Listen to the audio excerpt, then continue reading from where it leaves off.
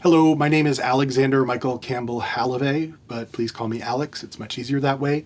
I'm an associate professor of social data science at Arizona State University. I've been here for the last 10 years or so. My research tends to look at things like things at the intersection of communities, learning and information seeking, and I guess, for want of a better word, autonomy. How people can kind of learn to become less dependent on and less controlled by social structures around them. So that means, in more practical terms, some of the things I look at are how people learn to use new computational tools to form communities or to become a part of a community, how it is that they learn within those communities to do new things or find new information within those communities. So I have a book on how search engines have related to social changes. It's called Search Engine Society.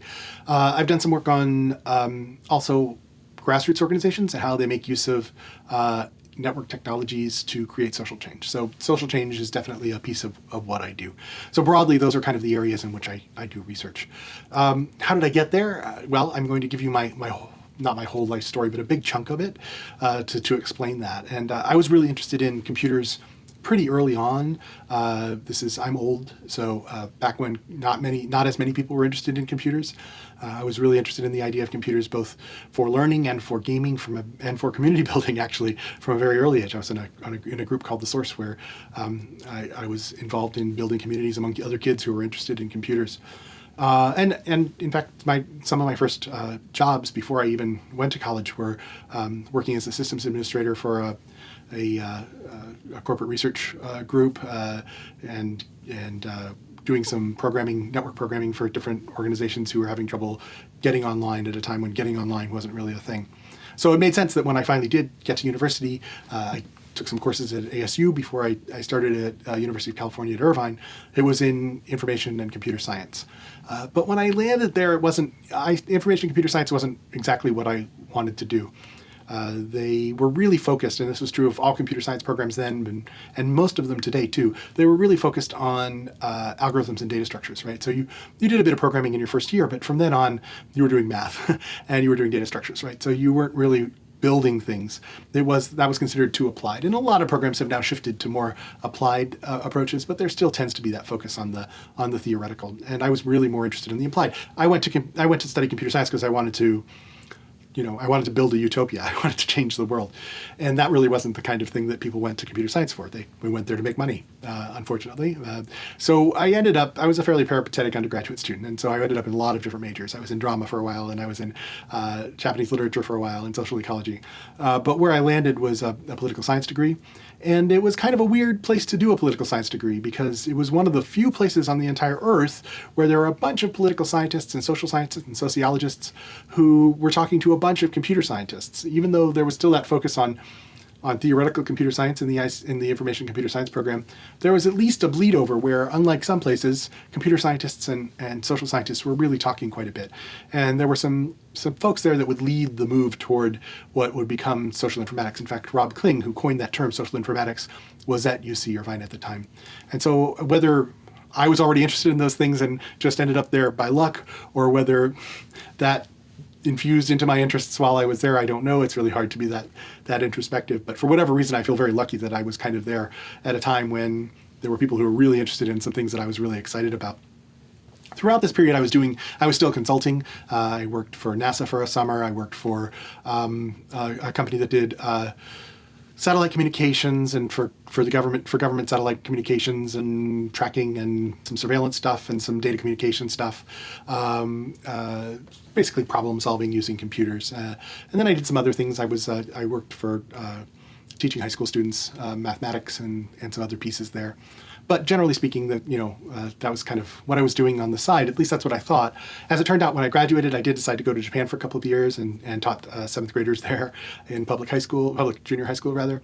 And then when I came back, I did some other things that, again, don't make a lot of sense. I took a job with a large financial services company as what they called an interdepartmental liaison. Again, this was me standing in the middle of people in the IT department and people in sort of we had branches, we had a relationship with branches.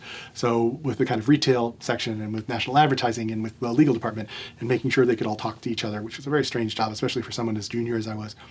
And then I ended up going and working for a city government in their budget office as a budget analyst. So these things don't really line up, but I just kind of fell into that as something that I was interested in, working with numbers and working with computers to kind of, again, with a political science background. It was a place that made a little bit of sense for me at the time. I started at UCSD not sure. I knew I wanted to go back to grad school, but I wasn't sure what I wanted to do because there wasn't a grad school for the kind of things that I wanted to do yet. I thought maybe I would do political science or international relations and then try to do the computer stuff in there, but nobody was really interested in that at the time. So I ended up in communication because in communication you could do pretty much whatever you wanted to do. It depends on where you go to do that, but generally speaking, that's the case. You have a lot more flexibility than some of the more traditional disciplines. And I ended up going up to the University of Washington in Seattle, where I could take courses in political science, in geography. I was part of an interdisciplinary program in global trade, transportation, and logistics. And there was an information science program there that I could take courses in as well. And so I managed to kind of cobble together what I wanted to do. By the time I graduated, the University of Washington had its own iSchool, kind of the emerging idea of informatics. And that was happening in a lot of other places as well. My dissertation was on Slashdot, which was kind of a large Reddit-like site at the time. And I ended up taking a job at the University of Buffalo, who had just launched their own social informatics school. And I taught there for a couple of years, and then I took over their master's program in informatics, both social informatics and health informatics. So I landed in a field that was kind of emerging at the time, and that was, again, just kind of lucky on my part. I ended up moving to a smaller private university, Quinnipiac, to help them develop their both online and offline interactive media programs. But when ASU came and talked to me, and I talked to ASU, and it seemed like they were really interested in kind of moving into this area, especially in our school, which is an interdisciplinary school. It seemed like a great match. And I really like some of the ways that ASU thinks about innovating and being of service to a broader set of students. And so that was really lucky for me. Along the way, I wasn't just kind of doing academia. I was also consulting both to companies and to public organizations like museums and arts organizations, and also with the government, trying to help people understand how to make use of technology. I worked with the University of California had a group that was focused on digital media and learning that was funded through MacArthur, where they were researching how kids learned outside of school, and so I was involved in that.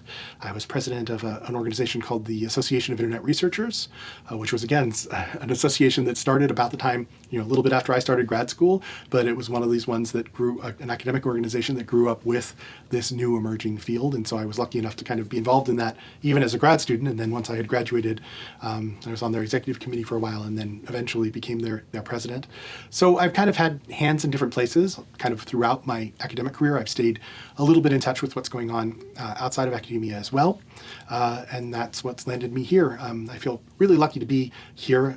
As I said, I came here in part to be, even though we weren't sure what this program would look like, and we still aren't sure. It's kind of always a moving target. But I'm really glad that I had the opportunity to kind of land somewhere where that was possible. And so I feel really lucky to be able to work with students who are likewise interested in this intersection. So that is really my entire life story, or at least the highlights of it. You now know more about me than anyone who hasn't seen this video, I guess. And I hope that that gives you a little bit of a feeling for who I am and what my interests are. All right, thanks.